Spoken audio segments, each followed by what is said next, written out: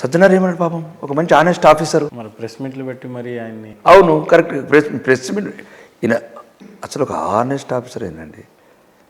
ఎటువంటి నైతిక విలువ లేకుండా రాజకీయాలలో ఉండి ప్రజలతో తిరస్కరించబడ్డ వ్యక్తి కూడా అట్లా మాట్లాడతాడు. నేను కూడా అధికారం అట్లా మాట్లాడకూడదు. అదొక గౌరవప్రదమైన పోస్టులు. వాళ్ళు ఐపీఎస్ చదువులు చదివి సెలక్షన్ అయ్యి ఒక సిస్టమ్ రన్ చేస్తున్నారు వాళ్ళని. వీడి సంగతి ఏంది, సైకో ఎన్కౌంటర్లు చేసాడు. నువ్వు మాట్లాడే భాష ఏంది అది? నువ్వే కదా అపాయింట్మెంట్ చేసింది, మీ పెంపుడు తండ్రే కదా సైబరాబాద్ కమిషనర్ పెట్టింది, మీ అన్ననే కదా కేటీఆర్ కదా నేను అంత మంచి ఉన్నతమైన పోస్టులు పెట్టింది. మంచి ఆఫీసర్ మీరే పెట్టారు కదా మీ కుటుంబాలు. అట్లా అనకూడదు, ఆఫీసర్ తప్పు.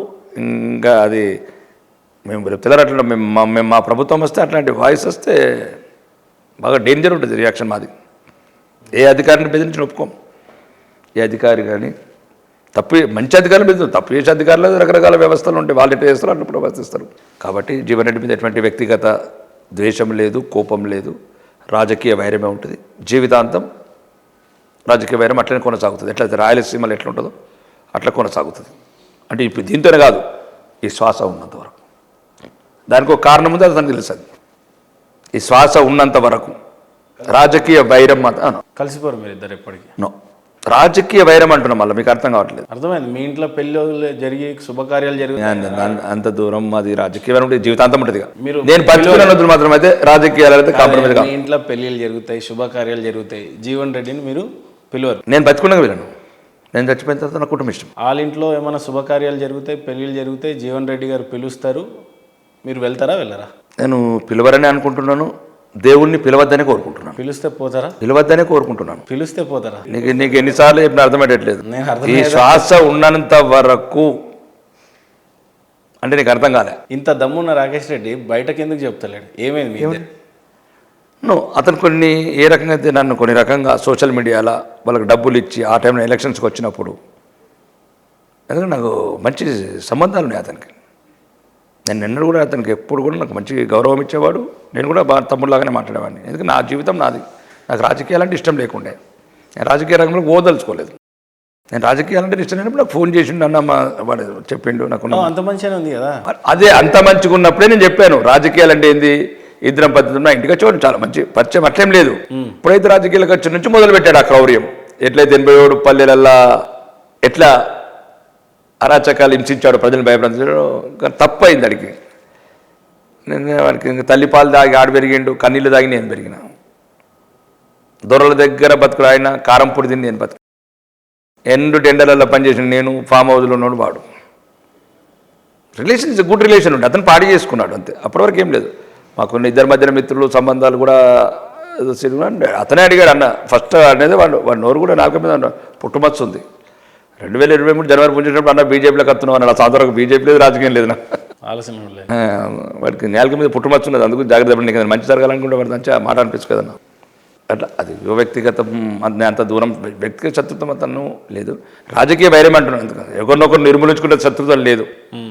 రాజకీయంగా అయిపోయింది. నేను ఎక్కడైతే వాంటి వెళ్ళి డబ్బులు ఇచ్చే రకంగా ఇబ్బంది పెట్టడానికి ప్రయత్నం చేసాడు, బ్లేమ్ సోషల్ మీడియా ద్వారా నన్ను బ్లేమ్ చేయాలనుకున్నాడు, దానికి సమాధానం ఇచ్చేసిన అయిపోయింది. ఇంకా రాజకీయ వైరం అప్పుడే చెప్పాను, ఎందుకంటే కమిట్మెంట్ దేవుడికి మాట ఇచ్చాను. దేవుడు మాట, నీకు మాట ఇస్తే తప్పేవాడిని అనొచ్చు, మనుషులకు మాట ఇస్తే తప్పేవాడిని, దేవుడికి మాట ఇచ్చాను. వాళ్ళ ప్రధానమైన ఆరోపణ ఏంటంటే రాకేష్ రెడ్డి ఏ బిజినెస్ చేసిండో క్లియర్గా చెప్పాడు, సంపాదించిండో క్లియర్గా చెప్పాడు. ఆయనకున్న ఇండస్ట్రీ ఏంది, ఫ్యాక్టరీ ఏంది, డబ్బులు ఏంది, కథ ఏంది, ఆయనకు వచ్చినటువంటి సంపదన ఏంది, ఆ భాష ఏంది, ఆ మనిషి ఏంది. నేనేమంటున్నానంటే, ఇప్పుడు మహేందర్ నన్ను ఇంటికి ఎందుకు పిలిచినావు గృహప్రవేశంగా? నువ్వు నా గురించి ఏం తెలినప్పుడు గృహప్రవేశంగా ఎందుకు పిలిచినావు? నువ్వు ప్రజాప్రతినిధి, నాకేమన్నా ప్రజాప్రతినిధి చాలా మంది ఉన్నారు, ఇద్దరినే పిలిచినావు కదా. జర మంచితనం నచ్చుతుంది కదా, ఏదో ఒకటి ఉంటుంది కదా. రైట్. ఇప్పుడు నువ్వు స్టూడియో పెట్టినావు, హోటల్ పెట్టినావు, ఎవరికి చెప్తున్నావు లెక్కలు? రాకేష్ రెడ్డికి చెప్తున్నావా లేకపోతే ఎవరికి చెప్తున్నావు? జీవన్ రెడ్డికి? గవర్నమెంట్కి చెప్తాను. నేను గాలకి చెప్తాను. నేను గాలకే చెప్తాను, నువ్వు వాళ్ళకి చెప్తా, నేను గాలకి చెప్తా అంతే. ఇలా అవసరం లేదంటే నువ్వు చెప్తున్నావు. ఇప్పుడు అందరికి అమీర్పేట వాళ్ళు అందరికి చెప్తున్నావా? ఈరోజు వచ్చిన ఆదాయం ఇంత ఉన్నది, నా కరెంట్ బిల్ ఇంత అయింది, నా ఆదాయం చెప్తున్నావా? చెప్తున్నావా? కానీ నేను ప్రజల మనిషిని కాదు కానీ. మేము ప్రజల మనిషిని కాబట్టి అఫిడవిట్లు ఇస్తున్నాం నామినేషన్లలో. ఇప్పుడు ప్రజల మనుషులం కాబట్టి నామినేషన్లలో అన్ని ఇస్తున్నాం డీటెయిల్స్, అఫిడవిట్స్. అది పబ్లిక్ డొమైన్ ఉంటుందండి. మీకు ఆవేదన కాదు, మీకు తెలియదు. అసలు కొద్దిగా మీరు చదువుకున్న వాళ్ళు మీడియా వాళ్ళు ఎవరైనా రాజకీయ నాయకుడు పోటీ చేసినోడు గెలుపుకోవటం తర్వాత వాడు నామినేషన్ వేసేటప్పుడు అది ఎప్పుడెప్పుడే ఉంటుంది అంతేనా కదా ఫ్యామిలీ మెంబర్స్ కానీ డిపెండెంట్స్ కానీ లేకపోతే ఇండివిజువల్ ఫ్యామిలీ మెంబర్స్ కానీ వాడి ప్రాపర్టీస్ ఏంది వాడి మీద ఉన్న క్రిమినల్ కేసెస్ ఏంది అన్నీ ఉంటాయి దాంట్లో నీకు ఏదైనా తప్పు ఉంటే డిపార్ట్మెంట్లో కంప్లీట్ డిపార్ట్మెంట్ డిసైడ్ చేస్తుంది ఇప్పుడు అవన్నీ కరెక్ట్ కావాలి నేను ఏం చెప్పాలా ఏం చెప్తా అని నా ఇష్టము నువ్వు అన్నీ చెప్తావా నువ్వు ఇప్పుడు నీకు ఎంత ఆదాయం ఉన్నది ఎంత ట్యాక్స్ కడుతున్నావు చెప్తావా జీవన్ రెడ్డి చెప్తాడా ఏదైనా ఉంటే మనకు అవసరం వచ్చినప్పుడు ఇన్కమ్ ట్యాక్స్ చెప్తాము సెల్ ట్యాక్స్కి చెప్తాము జిఎస్టీకి చెప్తాము ఇంకేదైనా సర్వీస్ ట్యాక్స్ వాడికి చెప్తాము ఈ దేశ పౌరుడిగా భారతదేశంలో నివసించినప్పుడు భారతదేశ చట్టాలను గౌరవిస్తాను నేను కేసీఆర్ చట్టాలు రేవంత్ రెడ్డి చట్టాలు జీవన్ రెడ్డి చట్టాలు గౌరవించా భారత పౌరుడిగా భారత రాజ్యాంగం మీద ఉన్న గౌరవము నా దేశం మీద ఉన్న ప్రేమ దేశంలో ఏవైతే వ్యవస్థలు ఉన్నాయో ఆ వ్యవస్థలకు సమాధానం ఇస్తాను ఇక ఆయన చెప్పేటంటే ఇంకో మాట ఏంటంటే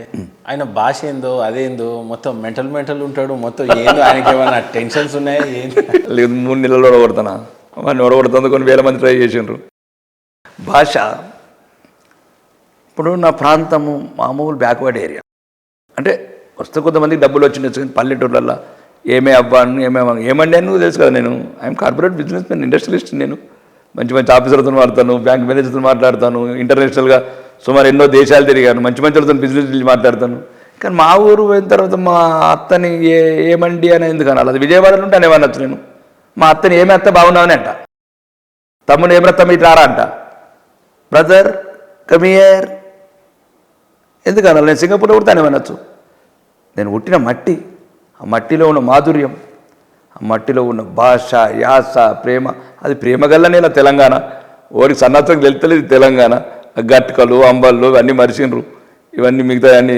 ప్రపంచవ్యాప్తంగా రెస్టారెంట్ వచ్చే వరకల్లా క్యాయ్ తెలంగాణ మిట్టి మీద ఖుష్బుయే అందరిని అంత బాగా ఆప్యాయంగా పిలుస్తారు కదా మరి జీవన్ రెడ్డి గారిని ఏమని పిలుస్తారు ఇంకా మళ్ళీ సందర్భం రాలేదు ఇక పిలిపించుకుని ఇంకా రావద్దనే కోరుకుంటున్నా మళ్ళీ ఇట్లనే రాజకీయ వైర్యంగా అతను ఏదైనా రాజకీయ రంగం తప్పలేదు కదా రాజకీయ ప్రజాస్వామ్యం కానీ ఆయనతో కూడా నాకు మంచి ఫ్రెండ్షిప్ ఉంది అప్పుడప్పుడు మంచి మాట్లాడతాడు తప్పేమంది కాకపోతే మంచి హార్డ్ వర్కరు యంగ్స్టరు చాలా బాగుంటాడు మీరు అంతానం ద్వేషించి నేను మళ్ళీ నీకు అదే చెప్తాను ద్వేషించట్లేదు అలా అని ప్రేమించట్లేదు ఈ దీంట్లో మీనింగ్ అర్థం చేసుకోవాలి ఒకవేళ నీకు మెచ్యూరిటీ లెవెల్స్ వస్తే ప్రేమించట్లేదు ద్వేషించట్లేదు ఆయన జీవితం ఆయనది నా జీవితం నాది ఇప్పుడు నువ్వు అంటే ఇష్టం మహేందర్ అంటే మా ఊరు పక్కన కోరటిపల్లి ఉంటుంది అట్లయితే నష్టం లేదే బట్ పొద్దున్న లేస్తే ఆయన వెనకాల పడ్డారు కదా అదే 5-6 నెలలు లేదు ఈ మధ్యన అతను ఈ ఫస్ట్ టైం ఈరోజు పేరు తీయడం అదే పొద్దుగాల కలిసిండి ఇప్పుడు కలిసి ఆ పొద్దుగాల పోతుంటే నేను అసెంబ్లీలోకి పోతుంటే పెద్ద ఆయన వచ్చింది నేను పక్కన ఏదో పేరు బాగా నేను పడుతున్నది అని అసెంబ్లీలో ఫస్ట్ టైం చూసిన ఇవాళ నమస్తే మంచి రిలేషన్ ఉండేది పాడి చేసుకున్నాడు అతను తప్ప ఏముంటుంది నేను జీవితంలో అడుగడుగున కష్టాలు పడి స్థాయికి వచ్చాను తప్ప ఎవరి మీద నాకు ద్వేషం లేదు నేను రతన్ టాటా మీద ఎడితే ముఖేష్ అంబానీ మీద నాకేమైనా వస్తుందా కరెక్ట్ నేను రేవంత్ రెడ్డి గారి మీద కూడా ఎందుకంటానంటే ఉన్నట్టు దక్షిణ తెలంగాణ తీసుకుపోతున్నారు మా ఉత్తర తెలంగాణ ముందే కొద్ది నక్సలైట్లతో బాగా ఎన్కౌంటర్లతో యువత అంతా చనిపోయినారండి చాలామంది నాకు తెలిసిన వాళ్ళు కూడా చాలామంది చనిపోయినారు ఉద్యోగాలు లేకప్పుడు అంటే ఇప్పుడు రేవంత్ రెడ్డి డెవలప్మెంట్ అంతా మహబూబ్ నగర్ సైడ్ మొత్తం అక్కడనే నల్గొండ మొత్తం మహబూబ్ నగర్ నల్గొండ ఖమ్మం మొత్తం ఏం పోయినాయి అప్పుడే మొత్తం ఇన్ఫర్మేషన్ 6,000 కోట్లు ఏప్రిల్ 9 నాడు పేపర్ చూడు ఆయన ఎంత దోచుకపోయినా ఆయన చెప్పిండు ఆయన నేను కాదు ఆయన చెప్పిండు ఏమని ఏప్రిల్ 9 నాడు పేపర్ చదివి పంపిస్తారు రేపు 3,000-4,000 కోట్లేమో తీసుకొచ్చిన దానికి నారాయణపూర్ కొడంగల్ ఎత్తిపోతల పథకం 1,425 కోట్ల జీవో ఇచ్చింది చీఫ్ సెక్రటరీ కూడా జీవోలు కూడా పాస్ అయిపోయినాయి 1,425 కోట్లకు ప్రతి మండలంకి డబుల్ రోడ్స్ అండ్ ప్రతి medical college veterinary college engineering college అన్నీ హాస్టల్స్ అన్నీ ఇంటిగ్రేటెడ్ మోడల్ స్కూలు అన్నీ తప్పేమంది అడుగుతున్నాను పోరాటం చేస్తాను మళ్ళీ మేము అధికారం వచ్చినాక మళ్ళీ డెవలప్ చేసుకుంటాం మరి ఇట్లా ఆయనలాగా ఒక ప్రాంతం మీద పక్షపాతంగా ఉంటాం ఆయనకున్న హోదా వేరు రాజ్యాంగబద్ధంగా ఒక ఉన్నతమైన పదవి ఆదరించినప్పుడు 33 జిల్లాలను సమానంగా చూడాలా ఒక కొద్దిగా ఉంటుంది సొంత కొడంగల్ కొద్ది జిల్లా అన్న కొద్దిగా ఉంటుంది ఆయన కానీ ఓడగొట్టింది కదా అంత చూస్తేనే ఓడగొట్టిండ్రు ఆయన సిట్టింగ్ మల్కాజ్గిరి ఓడగొట్టిండ్రు మహబూబ్నగర్ ఓడగొట్టిండ్రు అంతగానే ఇస్తేనే మాకేమి ఇవ్వకుండా నిజామాబాద్ గెలిపించుకున్నాం మల్కాజ్గిరి ఇన్ఛార్జ్ నేను పార్లమెంట్ అది గెలిపించుకున్నా ఎవరిని అందరూ పాపం ఆయన ఒక్కనే కాదు తుమ్మల నాగేశ్వరరావు గారు ఏమంటారు పొంగులేటి శ్రీనివాసరెడ్డి గారు బట్టి విక్రమార్క గారు అందరినీ అడుగుతున్నాను అన్నది మంచిది కాదన్న తప్పేముంది మరి ప్రజాస్వామ్యం నాకు ఎందుకు గెలిపించిన ప్రజల హక్కుల గురించి పోరాడాలి కదా అభివృద్ధి కావచ్చు ఇంకేదైనా కావచ్చు చాలా సమస్యల గురించి పోరాడాలా పోరాడుతున్నాను